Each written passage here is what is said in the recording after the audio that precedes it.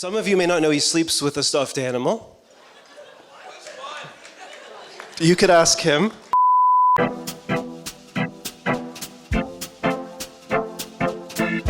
I did tell Raj before I came up here, I'm going to try to keep my emotions in check, but I may take a couple breaths.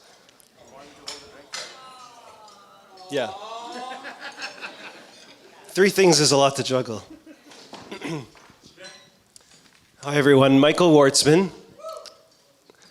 The lights are so bright I can't even see you.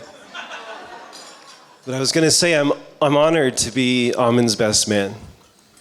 It really is an honor. Thanks for the lights. I want to start by saying how beautiful, Elaine, you looked yesterday in your red lehenga. It really looked like you were out of a movie. It was quite something.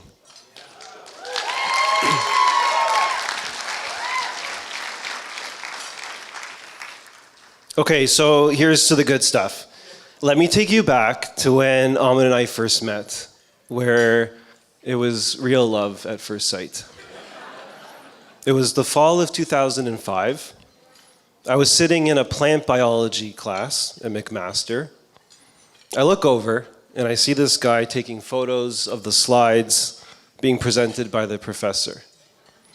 And then as we walked around to each lab station, I continued to see him taking photos instead of taking notes. And I thought, genius. He looked up at me and I was probably smirking and he said, "Hey, you want me to share these photos with you?" I've never talked to him before. It's a simple story, but this is the type of person Amin is. He's caring, constantly thinking about others and how he can help. I also think I remember him teaming up with the lab's teaching assistant and putting stickers on other students' seats so when they sat down and then got up, they had stickers on their butts. Our friendship deepened after that with our love of the Maple Leafs and obsession with NHL 94 on Super Nintendo. He never beat me, but he would come over several times a week to lose or play. Speaking of hockey, I will never forget our Leafs game with your father and mother. I remember how happy he was to watch his favorite team live. And he's here right now celebrating alongside us. So proud of the man you've become.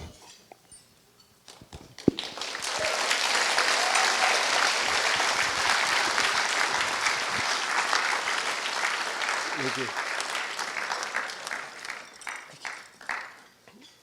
Amin is kind, hilarious at times, and so dedicated to his career in helping patients, and I do look up to him for all of these reasons. But he certainly doesn't come without his quirks. He loves to poke and pinch people. Most of you probably have experienced this. Some of you may not know he sleeps with a stuffed animal. You could ask him. He fell asleep in Las Vegas with me post-dinner, but before we ever went out, although so did I. And he currently wants to build a backyard pool, but he cannot swim, like, remotely. In 2017, he also committed to do a triathlon with me in 5 years. Well, guess what? It's 2022 and he still needs floaties. Sometimes we both feel like we are clones of each other. We often meet up wearing the exact same clothing and are equally perplexed. And recently we discovered that our own personal password to a few things is the exact same. Not a word of a lie, the exact same. Amin, thank you for being such a close friend that I can laugh with, lean on, and trust. Anyways, enough about Amin. Then came Elaine into our lives. It was a challenge at first. He would tell me he's busy, has a date, starts texting me less. But in all honesty, it was amazing to see how comfortable he was with her and vice versa, and how well they balanced each other out. I'm so happy, Amin, that you found someone that you deeply care about, and I look forward to many, many years with life celebrations. And then came Luna. For those that haven't met her, Luna's a dog the size of an apple with energy levels that match Amin. My greatest advice to Amin and Elaine for a happy life could be to keep Luna happy. It could be to also be Rafi's 3Cs, care, communication, and compromise. But practically, it's moving to Toronto so you can be closer to me.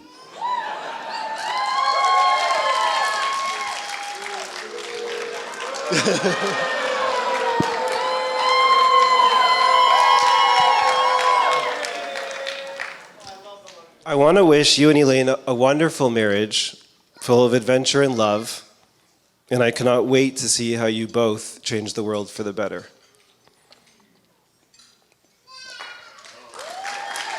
Thank you. This is one of the best speeches I've ever heard. Well, please join me in raising a glass to this beautiful couple. Cheers.